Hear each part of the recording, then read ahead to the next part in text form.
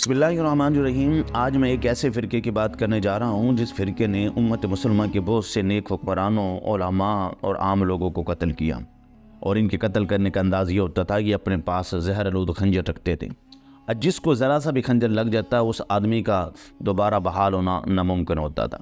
اس فرقے کو فدائی یا شاشین کہا جاتا ہے، جس کے بانی حسن بن صبا ہیں، جس کو پہاڑوں کا شیخ کہا جاتا ہے۔ آج سے تقریباً 1000 سال قبل کی بات ہے کہ ایک ادارے کے اندر 3 دوست پڑھتے تھے۔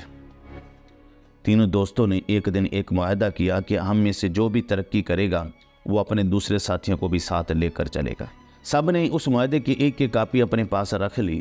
وقت بیتتا چلا گیا کہ ایک وقت آتا ہے کہ ان میں سے ایک دوست ترقی کرتا ہے اور وقت کے بادشاہ سلطان الپرسلان کا وزیر بن جاتا ہے، جسے دنیا نظام الملک توسی کے نام سے یاد کرتی ہے، جو بعد میں سلجوقی سلطنت کے بادشاہ بھی رہے ہیں۔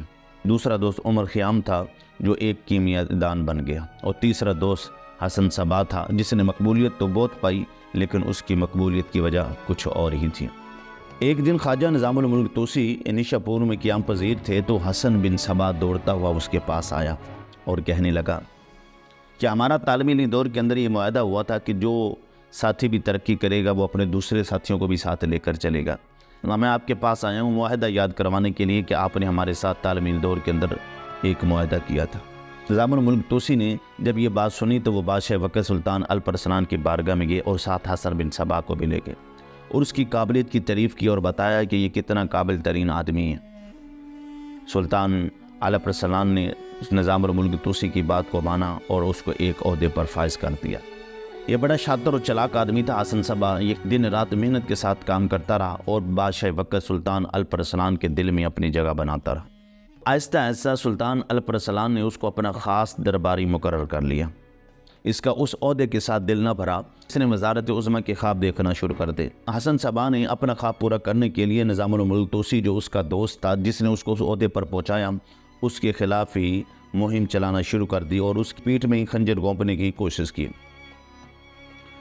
نظام الملک توسی کو الپرسلان کی نظروں میں گرانے کی بڑی اس نے کوشش کی، بڑی چالیں چلیں، لیکن وہ اس میں ناکام رہا۔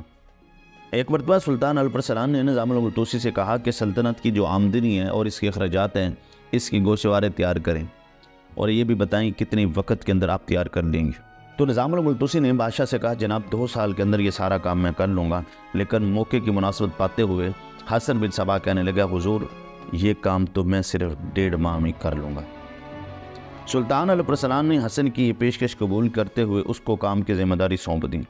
حسن بن صبا مقررہ مدت میں اس کام کو پورا نہ کر سکا تو سلطان الپرسلان نے اس کو اپنے دربار سے نکال دیا۔ سلجوقی دربار سے نکلنے کے بعد حسن سیر کو نکل گیا اور اس دوران اس نے اسماعیلی عقیدہ اختیار کر لی۔ ایک دن وہ مصر سے شام جانے والے ایک بحری جہاز میں سوار ہوئے کہ اچانک طوفان آ گیا۔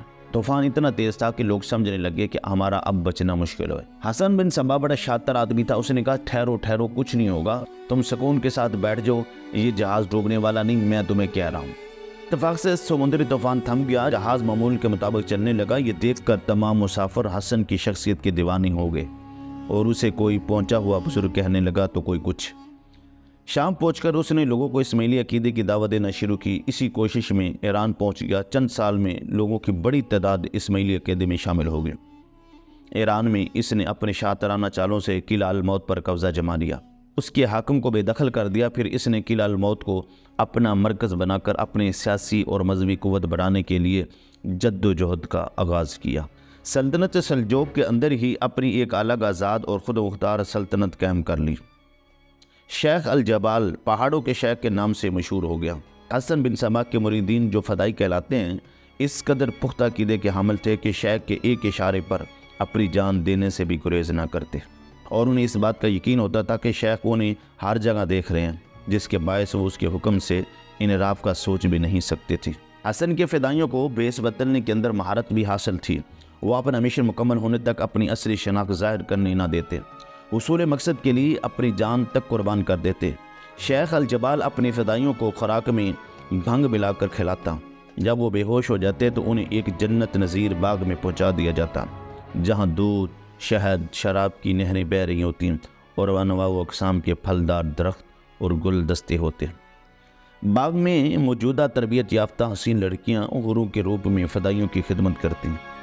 جب کچھ عرصے بعد فدائی کو یقین ہو جاتا کہ وہ جنت میں ہیں تو انہیں ایک مرتبہ پھر بھنگ کے نشے میں مدہوش کر کے اسے مصنوعی جنت سے نکال دیا جاتا۔ اس باغ کی سیر کرنے کے بعد فدائی اسے مصنوعی جنت کی آرزو میں دیوانے ہو جاتے اور شیخ کے ایک اشارے پر اپنی جان بھی قربان کرنے کے لیے ہمہ وقت تیار رہتے۔ سلطان ملک شاہ کو حسن بن صبا کی ان کارروائیوں کی خبر ملی تو اس نے لشکر کشی سے پہلے اس کے پاس اپنا ایک وفد بھیجا اور اطاعت پر آمادہ کرنے کی کوشش کی، لیکن حسن نے انکار کر دیا۔ جب ایلچی جانے لگا، حسن نے اپنے فدائیوں کی چال بازیاں دکھانے کے لیے ایک کو کہا کہ اپنے پیٹ میں خنجر گھونپے، تو اس نے اپنے پیٹ میں خنجر گھونپ دیا۔ اور دوسرے کو کہا کہ بلندی سے چھلانگ لگا دو، اس نے فوراً پہاڑ سے چھلانگ لگا دی۔ تیسرے کو حکم دیا کہ پانی میں ڈوب جائے، وہ فوراً غرق ہو گیا۔ جو کیونکہ ایلچی نے جب یہ مناظر دیکھے تو دم بخود رہ گیا۔ اس موقع پر حسن نے گرج دار آواز میں ان سے کہا کہ ملک شاہ کی پوری فوج میرے ایک فدائی کا بھی مقابلہ نہیں کر سکتی۔ وفد جب واپس آیا تو اس کے بعد قلعہ الموتیٰ پر متعدد حملے کیے گئے، لیکن ان حملوں میں کامیابی نہ ملی۔ حسن بن صبا کی موت ہلاکو خان کے ایک حملے سے ہوئی، جس کے بعد حسن صبا مارا گیا اور عالم اسلام کو ایک بہت بڑے فتنے سے نجات مل گئی۔ اگر ہماری یہ ویڈیو آپ کو پسند آئی، دوستوں کے ساتھ شیئر کریں، ہمارے چینل کا خیال رکھیں اور ان کا بھی خیال رکھیں جن کا کوئی خیال نہیں رکھتا۔ اللہ سونے کے حوالے۔